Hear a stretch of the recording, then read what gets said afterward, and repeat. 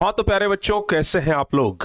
उम्मीद करते हैं कि आप लोग एकदम जबरदस्त तरीके से अपनी परीक्षा की तैयारी में लीन होंगे, एकदम शानदार तरीके से अपनी परीक्षा की तैयारी में लगे होंगे। बाबू, आप लोगों का एग्जाम का डेट भी आ गया। सोचिए बिहार बोर्ड कितना तेज गति से काम कर रहा है। ये पिछले दिन मॉडल पेपर दिया था। ये मॉडल पेपर आप लोग देख रहे हैं ना, ये बस एक दिन पहले निकाला गया था। एक दिन पहले ये मॉडल पेपर आया और उसके अगले दिन यानी कि आज बिहार बोर्ड का रूटीन जारी कर दिया गया।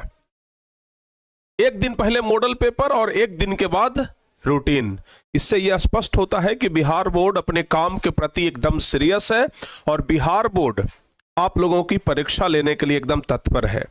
तो बाबू, अब आप लोगों को भी एक हो जाना चाहिए तैयार। अब आप लोगों को भी तत्पर हो जाना चाहिए, क्योंकि बिहार बोर्ड अगर इतना ज्यादा सीरियस है और अगर सीरियस नहीं हुए तो फिर बिहार बोर्ड आपको दोबारा मौका नहीं देगा। तो हम चाहते हैं कि आप लोग एकदम अच्छे तरीके से मन लगा करके पढ़ाई करिए, तैयारी करिए और एकदम बेहतर तरीके से लीन हो जाइए। एकदम बेहतर तरीके से ना लीन हो जाइए कि हाँ, अब हमें पूरी मेहनत करनी है, अब हमें पूरी तैयारी करनी है, पूरी कोशिश करनी है। आप लोग का तो जब रूटीन आ गया, पता है जब हम लोग का 2015 में एग्जाम हुआ था मैट्रिक का, 2015 में हम लोग मैट्रिक का एग्जाम दिए थे। जब रूटीन आया था ना तो दिल का धड़कन बढ़ गया था। जब रूटीन आता था ना तो सब लोग, सिर्फ हम ही नहीं, जितने भी लोग परीक्षा देने वाले होते थे ना, सब लोग डर जाता, अरे बिहार बोर्ड का रूटीन आ गया। तो सोच लो बाबू कि जब उस समय इतना हालत था, तो जो हालत हमारा होता था उस समय, वही हालत अभी आप लोग का भी तो हो रहा होगा। आप लोग भी कहीं ना कहीं जरूर अंदर से सहम गए होंगे कि अब एग्जाम जो है वो पास से दिखने लगा है। अब एग्जाम देखते देखते देखते देखते एकदम नजदीक आ गया है। तो कहीं ना कहीं अब आप लोग भी एकदम सोच रहे होंगे कि अब हमें जल्दी से कुछ करनी चाहिए, अब जल्दी से हमें तैयारी करनी चाहिए, अब जल्दी से हमें कुछ ऐसा करना चाहिए कि भाई अब हमारी तैयारी मजबूत हो। बाबू, आपकी तैयारी को मजबूत करने के लिए ही हम लोग लगातार प्रयास कर रहे हैं। और हाँ, फिर से हम एक बार चर्चा करना चाहेंगे, इस बार आप लोग को बीच में कोई गैप नहीं है। जैसे पिछले बार तक के बच्चों का होता था ना कि बीच में एक दो दिन गैप मिल जाता था। जैसे खास करके हम चाहते हैं ना कि सोशल साइंस के एक दिन पहले और साइंस के एक दिन पहले बच्चों को गैप जरूर मिलना चाहिए। क्योंकि सोशल साइंस के एक दिन पहले बच्चों को गैप अगर मिलता है ना तो बच्चे तैयारी थोड़ा बढ़िया से कर लेते हैं, रिवीजन थोड़ा बढ़िया से कर लेते हैं। हम मानते हैं कि बहुत सारे लोग ये भी कहेंगे कि अगर साल भर नहीं पढ़ाई किए तो एक दिन में कितना पढ़ाई कर लेंगे। अरे एक दिन का महत्व तुम क्या जानो रमेश बाबू, हैं जो बोलते हो कि एक दिन में क्या हो जाता है। बच्चे जितना उस दिन याद करते हैं ना, उतना उनका मेमोरी पावर और साल में किसी दिन काम नहीं करता है। परीक्षा के एक दिन पहले बच्चे जितना याद कर लेंगे ना, उतना किसी दिन उनसे याद नहीं होगा, क्योंकि सामने डर दिखता है, सामने एग्जाम दिखता है, परीक्षा का क्वेश्चन दिखता है और उस समय दिमाग कहता है कि जो मिल रहा है सबको एकदम एब्जॉर्ब करो। ठीक है ना, समझ में आ रहा है कि नहीं आ रहा है। तो वो एक दिन का कीमत विद्यार्थियों के लिए बहुत ज्यादा होता है। वो एक दिन का कीमत ना विद्यार्थी नहीं समझ पाते हैं कि भाई ये एक दिन हमारे लिए कितना बेहतर गुजरेगा। तो हम चाहते हैं कि कम से कम साइंस के पहले एक दिन और सोशल साइंस के पहले एक दिन 10th क्लास के बच्चों को थोड़ा सा समय मिलना चाहिए था, लेकिन इस बार बिहार बोर्ड ने नहीं दिया है, जो कि होना चाहिए था। क्योंकि साइंस में 4 सब्जेक्ट है, सोशल साइंस में भी 4 सब्जेक्ट है और साइंस में 3 सब्जेक्ट है। विद्यार्थी एक दिन में नहीं कर पाते हैं कवर, तो होना चाहिए था। आप लोग को क्या लगता है कि सोशल साइंस के एक दिन पहले और साइंस के एक दिन पहले गैप मिलना चाहिए था कि नहीं मिलना चाहिए था? आप लोग को क्या लगता है बाबू, एक बार बताइए तो। आप लोग के अनुसार सही है या फिर एक दिन का गैप मिलना चाहिए था? आप लोग एक बार बताइएगा जरूर हमें कमेंट करके। फिलहाल हम लोग हिंदी का मॉडल पेपर सॉल्व नहीं किए थे, ठीक है ना। एक संस्कृत का भी बचा हुआ है, आज हम 3:30 बजे करवाने वाले थे, लेकिन पता चला कि बगल में ट्रांसफार्मर के पास मिस्त्री लगा हुआ है, ठीक है ना। इसके लिए ये पूरा भाई एकदम जो बिजली था वो प्रभावित था इस एरिया में। हमारे जिधर ऑफिस है ना उस एरिया में इन्वर्टर पूरा जवाब दे दिया था, तो इस वजह से 3:30 बजे वाला क्लास नहीं हो पाया। लेकिन अभी जब शाम को लाइन आया उसके बाद फिर सब फटाफट बैक टू बैक क्लास चलना शुरू हो गया, ठीक है ना। मिलना चाहिए ना, है मिलना चाहिए कि नहीं मिलना चाहिए? सर नॉर्मलाइजेशन के बारे में कुछ बोलिए।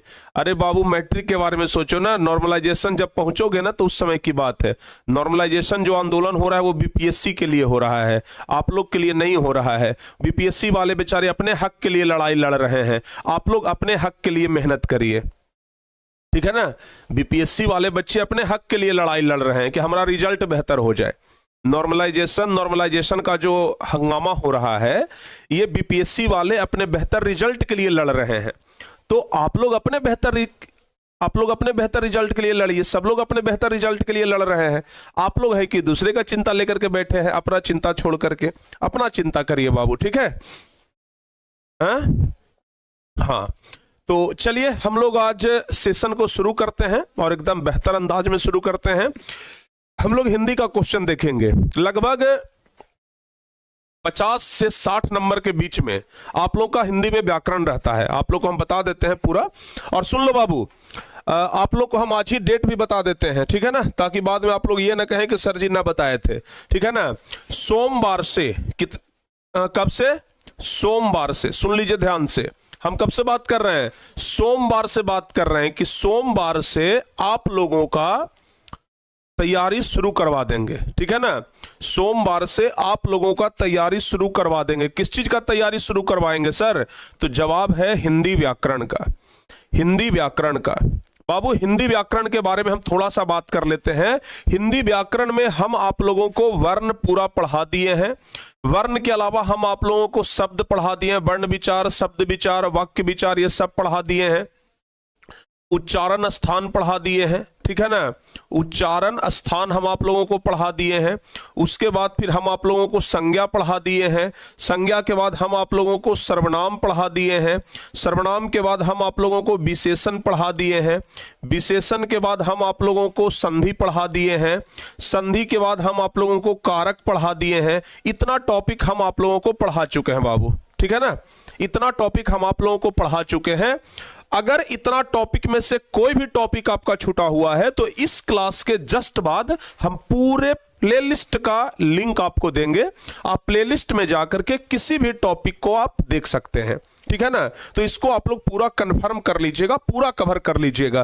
किसी भी टॉपिक से अगर संबंधित आपको कोई दिक्कत हो, चाहे वर्ण से, शब्द से, वाक्य से, उच्चारण स्थान से, संज्ञा से, सर्वनाम, विशेषण, कारक, संधि, किसी भी चीज में कोई प्रॉब्लम हो तो पूरा वीडियो आप लोग देख लीजिएगा। हम पूरा प्लेलिस्ट का दे देते हैं आपको लिंक, ठीक है ना। जस्ट इसके बाद हम व्हाट्सएप चैनल में लिंक डाल देंगे, आप लोग उसको देख लीजिएगा, ठीक है बाबू। अरे शब्द और वाक्य वर्ण में ही आता है, ठीक है ना। ये 10th का टॉपिक है नहीं, ठीक है ना। तो आप अगर दोनों को हटा भी दे तो कोई दिक्कत नहीं है। तो वर्ण के बाद सीधे उच्चारण स्थान जो आपके परीक्षा में आता है, ठीक है ना। तो वर्ण के बाद सीधे उच्चारण स्थान, तो इतना हम आप लोग को बता दिए हैं, ठीक है। तो चलिए अब फाइनली बारी है बाबू, इतना के बाद आगे हम आप लोगों को पढ़ाने वाले हैं संधि विच्छेद। क्या पढ़ाने वाले हैं? संधि विच्छेद पढ़ाने वाले हैं, समास पढ़ाने वाले हैं, ध्यान रखिएगा, विलोम शब्द पढ़ाने वाले हैं, ठीक है ना, लिंग पढ़ाने वाले हैं, वचन पढ़ाने वाले हैं, अनेक शब्दों का एक शब्द हो गया, मुहावरा हो गया। ये सब कुछ बाबू अभी जो बचा हुआ है इसका शुरुआत हम सोमवार से करने जा रहे हैं, ठीक है ना। सोमवार से हम इसका शुरुआत करने जा रहे हैं। और आप लोगों को पता है कि हिंदी व्याकरण कहां होता है? हिंदी व्याकरण कहां होता है? जल्दी से एक बार बताइए।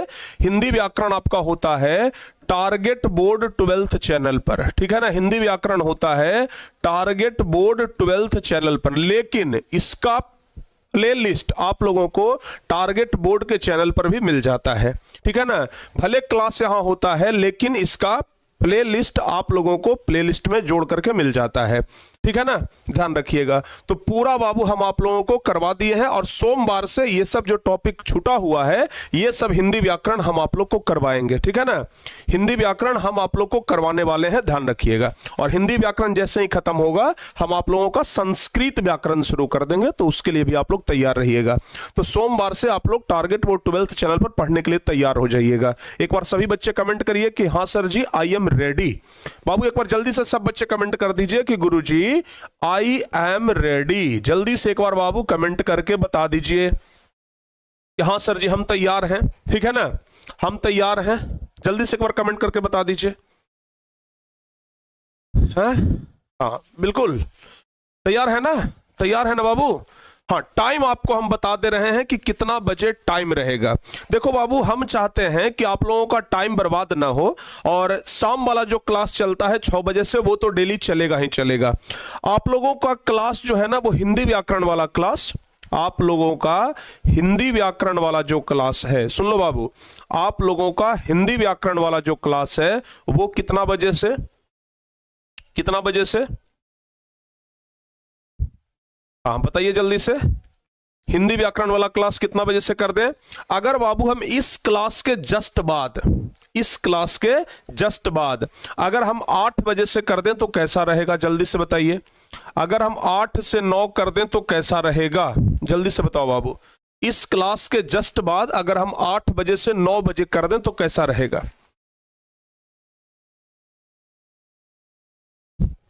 बताओ बाबू। हाँ, मतलब ये वाला जो क्लास ले रहे हैं ना 6:15 बजे से, इस क्लास में छुट्टी देंगे और उधर बाबू हम 8 बजे से 9 बजे आप लोग का करवाएंगे। बताइए कैसा रहेगा? नहीं, सुबह में नहीं होगा बाबू, शाम को ही होगा, और ये आपके लिए सबसे परफेक्ट टाइम है। अपना रात में आराम से आप लोग हिंदी व्याकरण पढ़िएगा, ठीक है ना? तो रात में 8 बजे से 9 बजे, ठीक है ना? रात में 8 बजे से 9 बजे, ठीक है? तो ये आप लोगों को ध्यान रखना है, ठीक है ना? चलिए, तो हम सोमवार का रूटीन आप लोग को बता दिए हैं बाबू, इसको आप लोग ध्यान रखिएगा, ठीक है? सोमवार का रूटीन हम आप लोग को बता दिए हैं। चलिए, और साथ ही साथ जो बच्चे क्रैश कोर्स में नहीं जुड़े हैं, वो सभी बच्चे क्रैश कोर्स में अपना एडमिशन लेकर के आगे की तैयारी को मजबूत करिए। जो भी बच्चे क्रैश कोर्स में नहीं जुड़े हैं ना, तो आगे की तैयारी के लिए आप लोग एकदम जबरदस्त मेहनत करिए, और आगे आप लोग तैयारी करने के लिए एकदम तैयार हो जाइए, ठीक है? चलिए भाई, सीधे अब आते हैं अपने मुद्दा पे, ठीक है ना? हिंदी मातृभाषा 3 घंटा 15 मिनट का समय मिलता है बाबू। हिंदी के परीक्षा के लिए आपके पास 3.25 घंटा का समय होता है, 3 घंटा 15 मिनट का समय होता है, ठीक है ना? 3 घंटा 15 मिनट का समय होता है हिंदी के लिए आप लोगों के पास। और 3 घंटा 15 मिनट में, 3 घंटा 15 मिनट में सबसे पहले हम आपको बता देते हैं कि हिंदी आपके लिए कितना महत्वपूर्ण चीज है। देखो बाबू, आपके परीक्षा में 100 ऑब्जेक्टिव रहता है, ठीक है ना? 100 ऑब्जेक्टिव रहता है, जिसमें से 50 से 60 क्वेश्चन जो रहेगा वो व्याकरण का रहेगा। 50 से 60 क्वेश्चन आपका व्याकरण का रहता है। किस चीज का? व्याकरण का। और लगभग 40 से 50 क्वेश्चन के बीच में आपका रहता है किताब से। किस चीज से? किताब से। तो व्याकरण आपके लिए ज्यादा महत्वपूर्ण है। किससे? किताब से। किताब से तो कम क्वेश्चन आता है, व्याकरण से ही ज्यादा क्वेश्चन आता है। तो ये बात आप लोगों को ध्यान रखनी है, ठीक है ना? ये बात बाबू आप लोग ध्यान रखिएगा अच्छे तरीके से। चलिए आगे बढ़ते हैं। अब पहला नंबर क्वेश्चन से हम लोग समझना शुरू करते हैं। ओहो, एकदम शताब्दी एक्सप्रेस पकड़ लिया। चलिए, पहला नंबर क्वेश्चन आपके स्क्रीन के ऊपर आ रहा है, और उच्चारण स्थान से पहला क्वेश्चन है। देख लो बाबू, उच्चारण स्थान से पहला क्वेश्चन है, और हम आप लोगों को उच्चारण स्थान पूरा पढ़ा दिए हैं। हम आप लोगों को पूरा उच्चारण स्थान पढ़ा दिए हैं, वर्ण पढ़ा दिए हैं, उच्चारण स्थान पढ़ा दिए हैं, ठीक है ना? ये सब कुछ पढ़ाया हुआ है। तो अगर आप लोग नहीं देखे हैं तो जाकर के देख लीजिएगा। उच्चारण स्थान हम पूरा क्या कर दिए हैं? पढ़ा दिए हैं। तो ये बात आप लोग जाकर के देख लीजिएगा। बताइए, ये वाला जो, हाँ चला गया जी, हाँ बताइए। तो मूर्धन्य स, आप लोग को पता है स होता है ये पर, स हो गया, एक स तालव्य स होता है, दंती मूर्धन्य स, तालव्य स, दंती स, ठीक है ना? होता है ना बाबू? ठीक है, तो कह रहा है कि इसका बताइए उच्चारण स्थान क्या है। क से कंठ होता है बाबू। कंठ तो होता है क ख ग घ अंग का। कितना बार बताया है? कंठ जो आप बोल रहे हैं, तो कंठ तो होता है क से लेकर के अंग तक का। क ख ग घ अंग का कंठ होता है। यहां पर ये स है, देखिए कंठ नहीं होगा, तालु नहीं होगा, ओष्ठ नहीं होगा, क्योंकि अफा बभा का अगर बात आता है तब आता है ओष्ठ। जवाब होगा मूर्धा। सी ऑप्शन सही जवाब होगा। जो बच्चे इसका सी ऑप्शन सही जवाब दे रहे हैं उनका जवाब सही है, ठीक है ना? सी नंबर ऑप्शन आपका जवाब 100% सही है, ध्यान रखिएगा। चलिए, निम्नलिखित में कौन ह्रस्व स्वर है? आपको बताए थे स्वर, ह्रस्व स्वर और दीर्घ स्वर, दो गो स्वर होता है ना, ह्रस्व स्वर और दीर्घ स्वर। आपको बताना है कि ह्रस्व स्वर कौन है बाबू। स्वर वर्ण और व्यंजन वर्ण आप लोग को पढ़ाए थे ना, स्वर भी पढ़ाए हैं, व्यंजन भी पढ़ाए हैं। तो बताइए इसमें से ह्रस्व स्वर कौन है। दूसरा नंबर क्वेश्चन, कितने बच्चे सही जवाब दे सकते हैं। ह्रस्व स्वर का अगर बात किया जाए तो आ जो है वो ह्रस्व स्वर है, बाकी ये सब बाबू दीर्घ में आ जाएगा, ठीक है ना, ध्यान रखिएगा। ये तो दीर्घ ही है, ठीक है ना, ध्यान रखिएगा। चलिए आगे बढ़ते हैं। तीसरा नंबर, निम्नलिखित में कौन योजक चिन्ह है। योजक चिन्ह कौन है। जैसे बाबू हम लोग लिखते हैं भाई बहन, हम लोग लिखते हैं भाई बहन, तो आप लोग देखते होंगे कि भाई और बहन के बीच में एक डैश देते हैं, हम लोग देते हैं ना।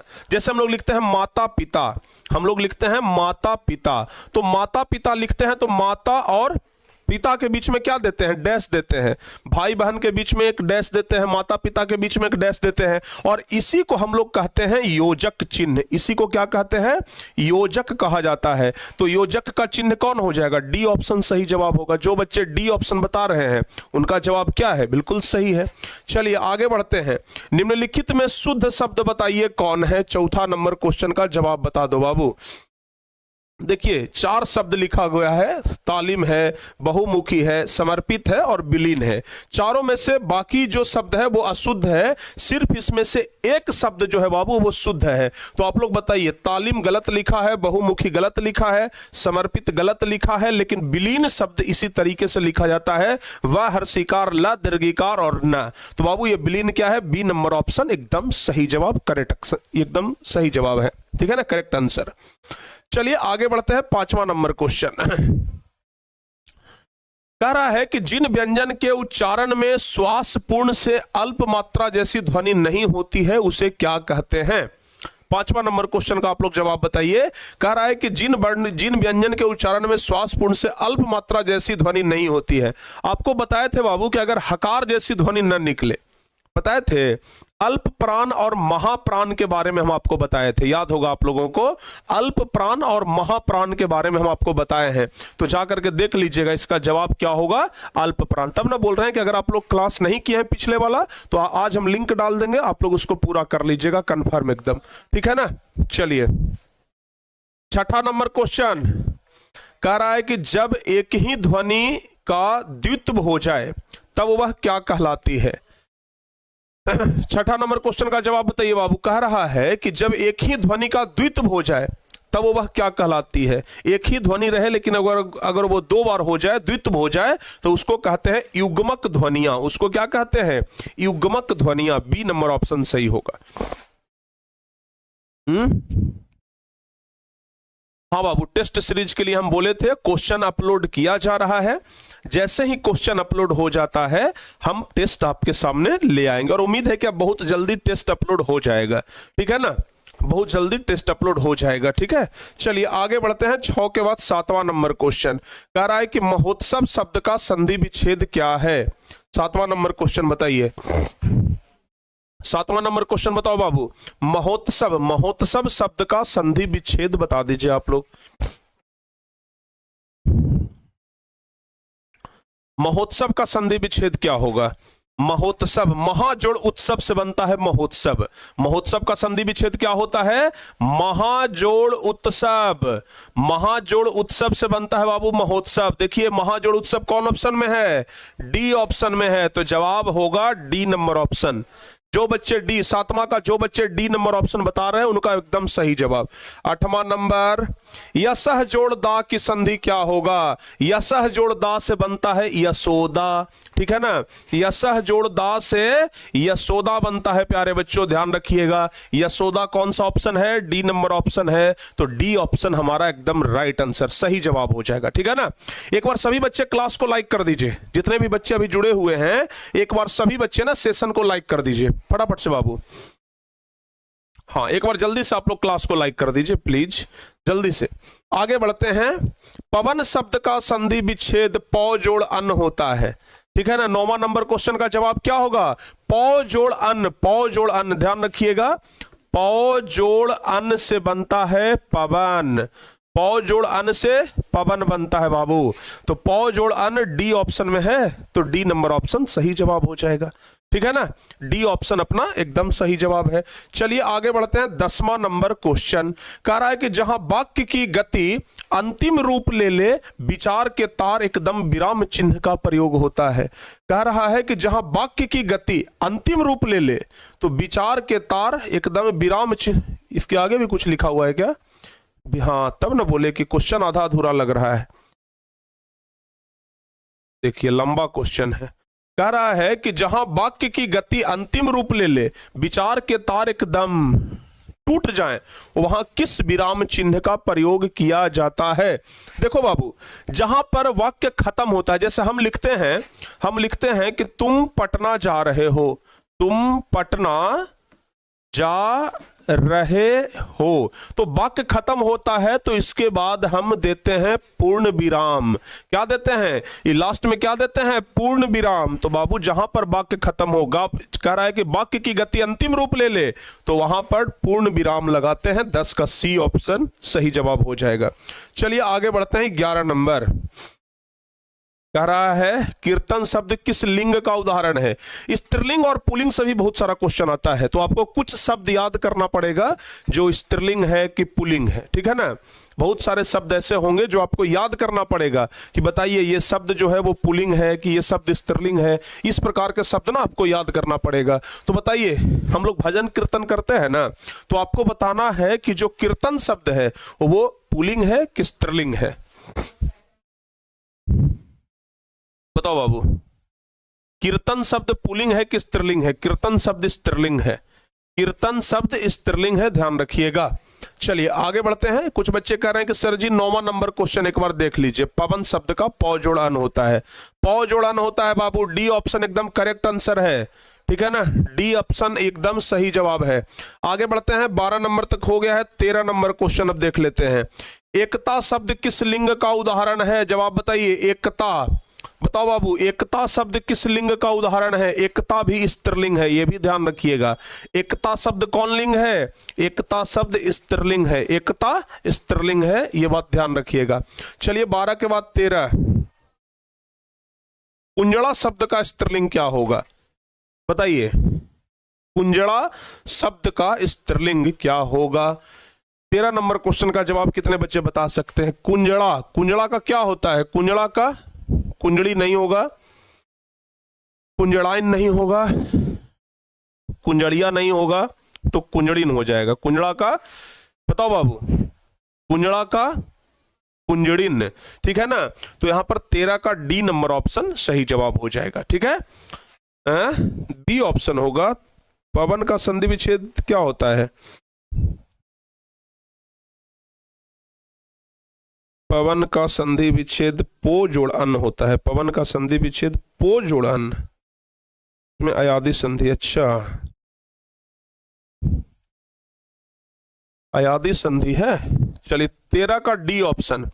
9वां नंबर क्वेश्चन कहां गया? पो जोड़ अन होता है ना, 9वां नंबर क्वेश्चन पो जोड़ अन।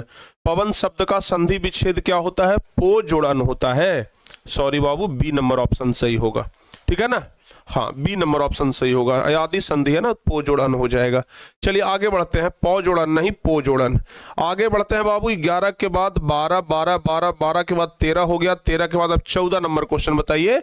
निम्नलिखित में कौन शुद्ध वाक्य है? बताओ बाबू जल्दी से, शुद्ध वाक्य इनमें से कौन सा है? 14 नंबर क्वेश्चन का जवाब बता दीजिए। जवाब बताइए जल्दी से। हाँ, पो जोड़न पवन होता है, समझ गए ना। चलिए जल्दी जल्दी से आप लोग जवाब बताइए।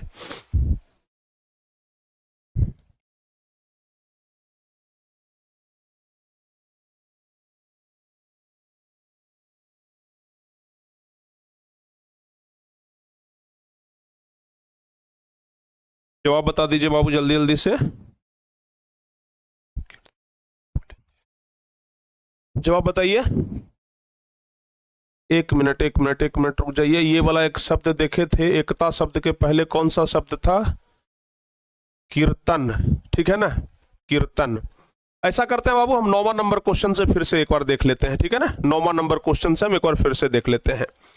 9वां नंबर क्वेश्चन का जवाब, 9वां नंबर क्वेश्चन का जवाब एक बार फिर से आप लोग बताइए। कह रहा है कि पवन शब्द का संधि विच्छेद, तो इसका जवाब क्या होगा?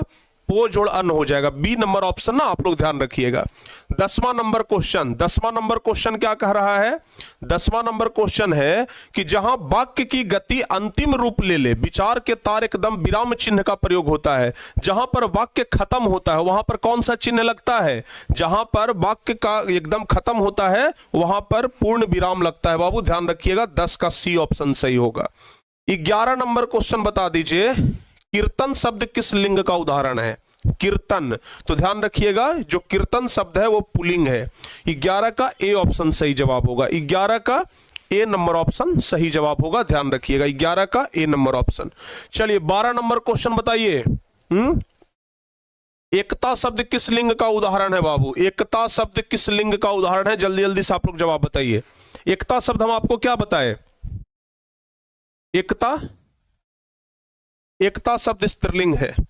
एकता शब्द क्या है? स्त्रीलिंग है। बी नंबर ऑप्शन ध्यान रखिएगा, ठीक है ना। हाँ, एकता शब्द क्या है? स्त्रीलिंग। क्या हुआ?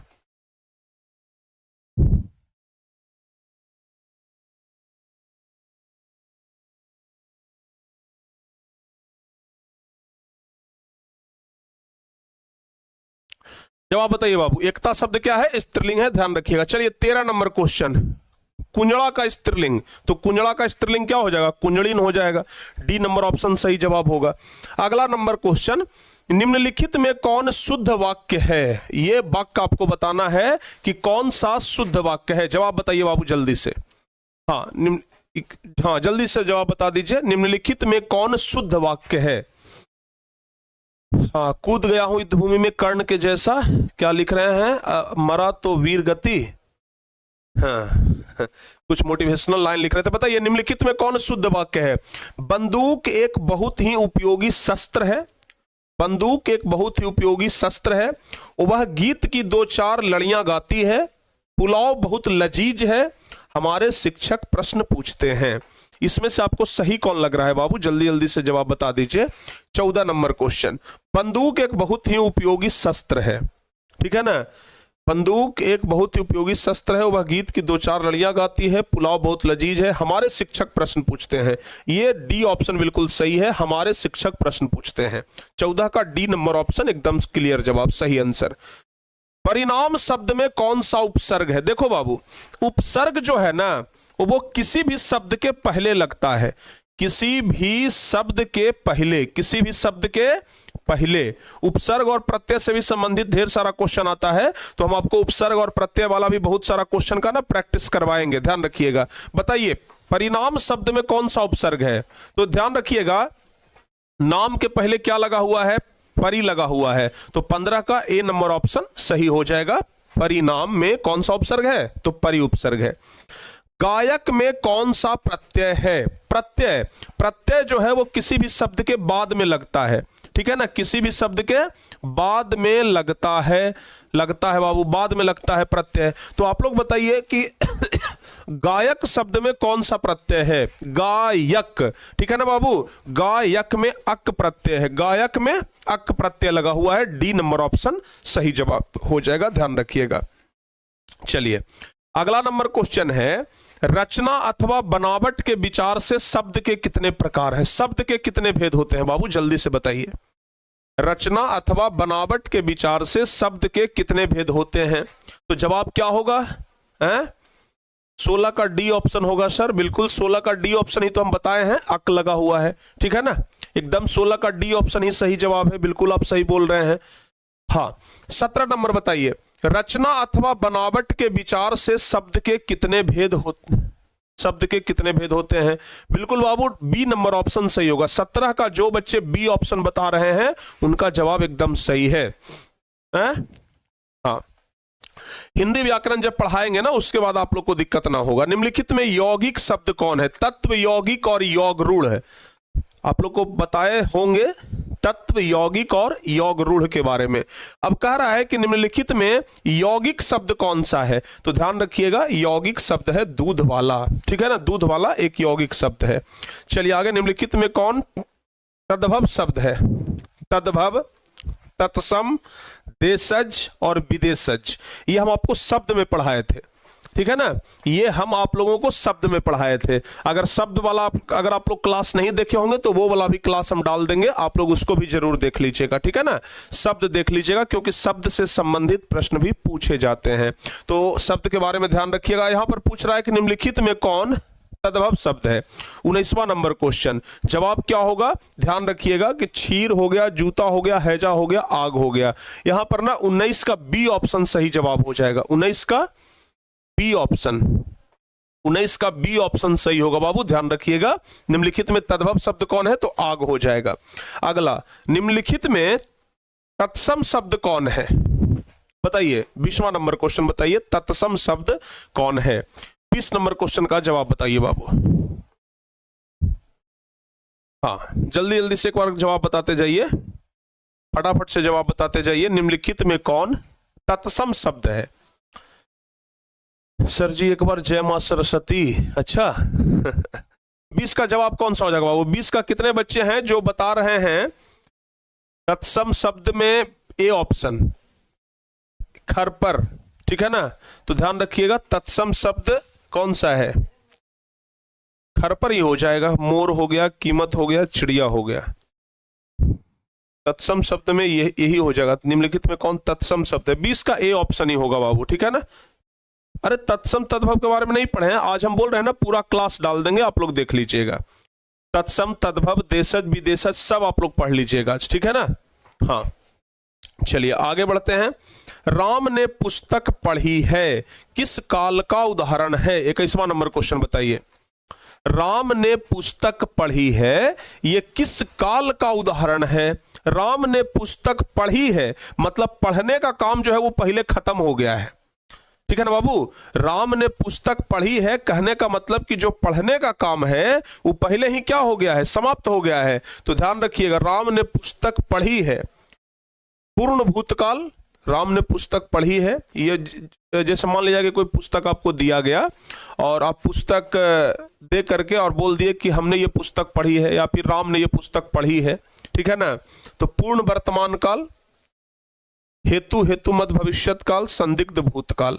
राम ने पुस्तक पढ़ी है, ये पूर्ण भूतकाल का एग्जाम्पल हो जाएगा। 21 का ए ऑप्शन, 21 का ए नंबर ऑप्शन सही जवाब हो जाएगा। चलिए 22वां, हिंदी में सर्वनाम के कितने भेद हैं बाबू। अब आपको हम सर्वनाम पढ़ाए थे और सर्वनाम के 6 भेद बताए थे, आप लोग को याद होगा। 22 का सी नंबर ऑप्शन सही होगा। जो बच्चे 22 का सी ऑप्शन बता रहे हैं ना, उनका जवाब सही है। आगे 23 नंबर, मोहन ने कुछ नहीं खाया किस सर्वनाम का उदाहरण है। जवाब बताइए, मोहन ने कुछ नहीं खाया किस सर्वनाम का उदाहरण है। जवाब बताओ बाबू, मोहन ने कुछ नहीं खाया किस सर्वनाम का उदाहरण है। प्रश्नवाचक सर्वनाम, मोहन ने कुछ नहीं खाया, पुरुषवाचक सर्वनाम, प्रश्नवाचक सर्वनाम, निजवाचक सर्वनाम और अनिश्चयवाचक सर्वनाम, कौन सा हो जाएगा। मोहन ने कुछ नहीं खाया, कुछ नहीं खाया, कुछ नहीं खाया मतलब कोई अनिश्चयवाचक सर्वनाम में आ जाएगा। डी नंबर ऑप्शन सही होगा। जो बच्चे डी ऑप्शन बता रहे हैं ना, उनको बिल्कुल सही जवाब है। चलिए आगे, कलम तोड़ना मुहावरे का अर्थ क्या है, बताओ बाबू। 24 नंबर क्वेश्चन का जवाब बता दीजिए। जैसे आपके शिक्षक आपसे बोलते हैं कि बेटा परीक्षा में कलम तोड़ लिखना, तो बताओ कलम तोड़ लिखना कहने का मतलब बढ़िया लिखना, तो बी नंबर ऑप्शन सही होगा। जो बच्चे बी नंबर ऑप्शन बता रहे हैं उनका जवाब बिल्कुल सही है, ठीक है बाबू।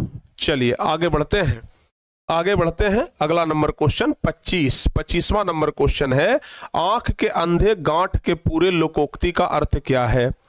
आंख के अंधे और गांठ के पूरे लोकोक्ति का अर्थ बताइए क्या है। 25वां नंबर क्वेश्चन का जवाब बता दीजिए।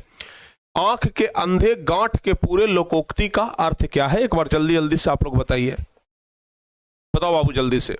कह रहा है आंख के अंधे और गांठ के पूरे लोकोक्ति का अर्थ क्या है, कितने बच्चे बताएंगे। 25वां नंबर क्वेश्चन, जल्दी जल्दी से जवाब बता दो बाबू।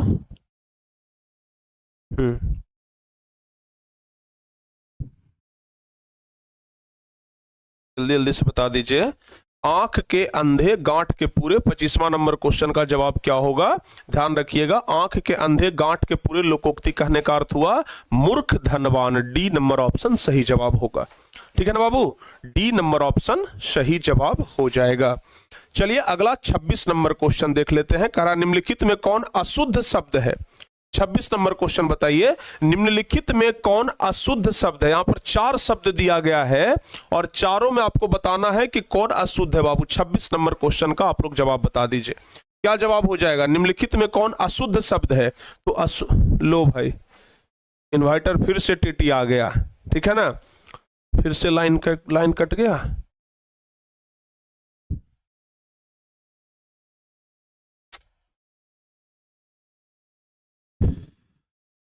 इन्वर्टर बंद हो गया, क्लास भी पूरा नहीं हो पाएगा अभी तो। देखो लाइन कट गया क्या, चेक करो। निम्नलिखित में कौन अशुद्ध शब्द है बाबू, जल्दी से बताइए कौन सा हो जाएगा। 26 नंबर क्वेश्चन का जवाब बताइए, निम्नलिखित में कौन अशुद्ध शब्द है। 26 नंबर क्वेश्चन क्या जवाब हो जाएगा, 26 का जवाब होगा अशुद्ध शब्द व्यवस्था, संस्मरण, मंगल ध्वनि, चिड़िया, ये अशुद्ध लिखा हुआ है। तो 26 का सी नंबर ऑप्शन सही जवाब हो जाएगा। ठीक है ना, 26 का सी नंबर ऑप्शन सही जवाब हो जाएगा। ठीक है, हाँ जवाब बताओ। 26 नंबर क्वेश्चन क्या किया जाए बाबू, लाइन तो कट गया है और आज थोड़ा सा ना बिजली का स्थिति थोड़ा सा खराब चल रहा है। लाइन दिया था, हम सोचे थे कि पूरा क्वेश्चन करवा देंगे, लेकिन थोड़ा सा दिक्कत हो गया। क्या किया जाए आप लोग बताइए, क्या करें।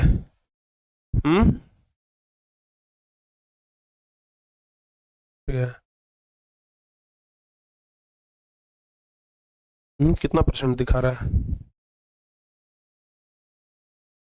नहीं चलेगा। ठीक है देख, चलिए बताइए बाबू। चलिए एक आध क्वेश्चन और देख लेते हैं। बिजली शब्द का पर्यायवाची क्या होगा, बिजली का पर्यायवाची क्या होगा बाबू, जल्दी से बताइए। बिजली का पर्यायवाची 27वां नंबर क्वेश्चन क्या जवाब होगा। बिजली का दामनी होता है, 27 का ना ए ऑप्शन सही जवाब होगा। ठीक है ना, जो बच्चे 27 का ए ऑप्शन बता रहे हैं उनका सही जवाब है। सुन लो बाबू, कल सुबह में हम ये वाला पूरा क्वेश्चन एक बार करवा दें। कल सुबह में फिर से करवा देंगे। 27वां नंबर क्वेश्चन तक करवाए हैं ना, जल्दी जल्दी से 27 नंबर तक करवा देंगे और पूरा क्वेश्चन करवा देंगे 1 से लेकर के 100 तक। तो कल सुबह में 6 बजे आप लोग काम करवा दें, बताइए। कल सुबह में 6 बजे करवा दें। मॉर्निंग में ना, हाँ बंद हो जाएगा बाबू, पूरा सिस्टम एक बंद हो जाएगा अभी। ठीक है ना, 2-4 मिनट में टी टी कर रहा है बाहर में, थोड़ा दिक्कत आज कर रहा है, बहुत ज्यादा परेशान कर रहा है बिजली। ठीक है ना, बिजली कटता है ना, चार्ज भी तो इन्वर्टर होने का टाइम देगा था ना, 8-10 घंटे में फुल चार्ज होता है। वीडियो कॉलिंग पे करवा दें चलिए कोई बात ना है, हो सकता है कि अभी आप लोग का करें, फिर कोई देखते हैं। अभी अगर बिजली आ गया तो फिर 8 बजे से देखिए कि 12th वाले बच्चों का भी क्लास था, उन लोगों का भी क्लास डैमेज होगा। नहीं तो अगर बिजली आ गया तो फिर उन लोग का हो पाएगा। ठीक है ना, बोला था कि 6-7 बजे तक सर सब कुछ सही हो जाएगा, अभी तक भी कटकुट कर ही रहा है। चलिए कोई बात ना, आज यहीं तक रहने देते हैं और कल सुबह में हम ये वाला क्लास आप लोग को करवा देते हैं। ठीक है ना, कल सुबह में हम ये क्लास आप लोग को करवा देते हैं बाबू। ठीक है, तो कल सुबह में 6 बजे हम आप लोग का हिंदी करवा देंगे। आप लोग पूरी अच्छे तरीके से तैयारी करके आइएगा। ठीक है, तैयारी तो ऐसे कर ही लिए होंगे तो कल सुबह में 6 बजे मिलते हैं और पूरा क्वेश्चन हम आप लोग को करवाएंगे। ओके, तो चलिए बाबू आज यहीं तक रहने देते हैं और कल मिलते हैं सुबह में। तो तब तक के लिए हंसते रहिए, मुस्कुराते रहिए और मन लगा करके पढ़ाई करते रहिए। ठीक है ना, ऐसा नहीं कि एक क्लास बंद हो जाने से आप लोग को आप निश्चिंत हो गए, अरे सर चलिए छुट्टी हो गया। नहीं, छुट्टी नहीं हुआ है। आप छुट्टी अगर हो रहा है तो समझिए कि सेल्फ स्टडी करने का 1 घंटा एक्स्ट्रा टाइम मिला है, तो सेल्फ स्टडी करिए। ठीक है ना, समझ में आ रहा है ना, सेल्फ स्टडी करिए। ठीक है, हाँ बाबू, ठीक है ना अभी, अच्छा ठीक है, चलिए बाबू ठीक है ना, तो कल सुबह में मिलते हैं। ओके, तब तक के लिए बाबू जय हिंद, धन्यवाद।